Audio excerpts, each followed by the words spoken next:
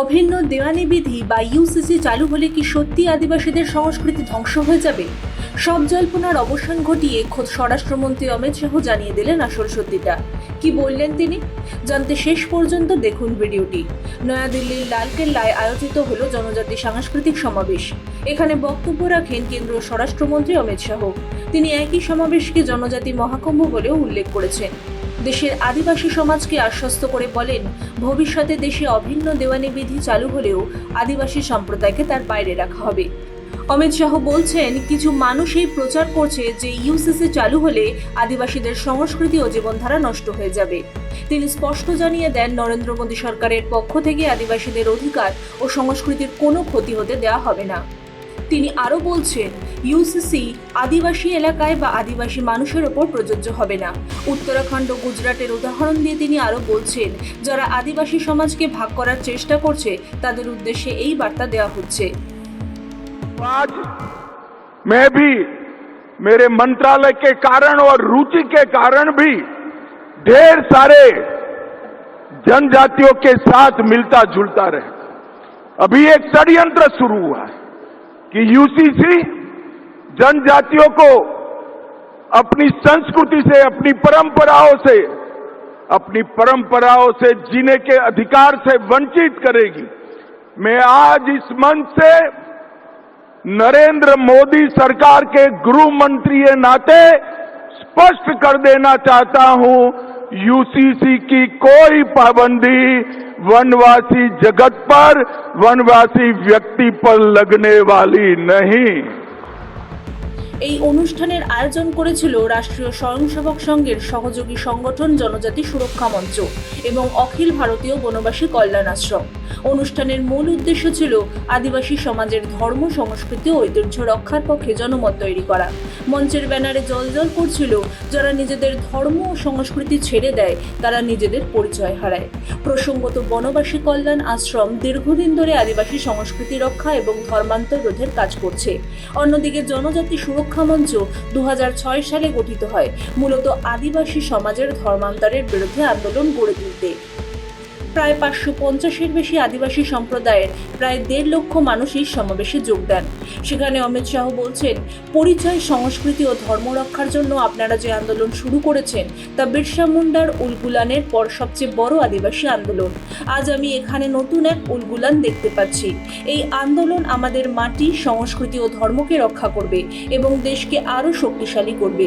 এই অনুষ্ঠানটি বিরসা মুন্ডার 150তম জন্মবার্ষিকী উপলক্ষে আয়োজিত হয়। বিরসা মুন্ডা ব্রিটিশ শাসনের বিরুদ্ধে আদিবাসী আন্দোলনের অন্যতম বড় নেতা ছিলেন। তার নেতৃত্বে 1899 থেকে 1900 সালে হওয়া বিদ্রোহ উলগুলান নামে পরিচিত।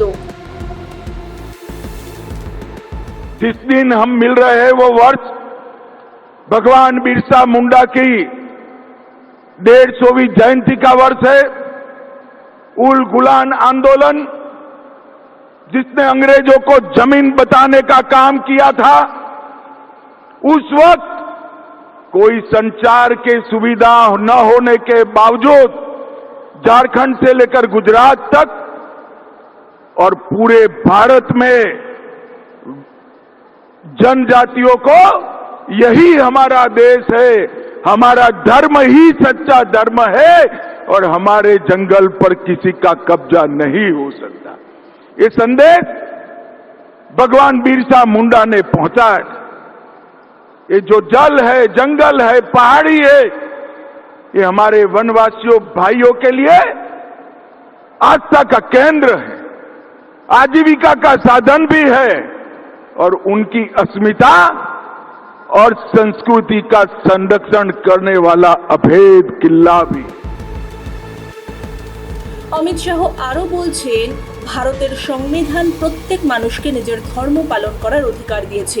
তিনি দাবি করেন, আদিবাসীদের প্রকৃত উপাসনার সঙ্গে সনাতন সংস্কৃতির যোগ রয়েছে। তিনি বলেন, আজকের এই সমাবেশের শপথ হওয়া উচিত নিজেদের ধর্ম সংস্কৃতি রক্ষা করা।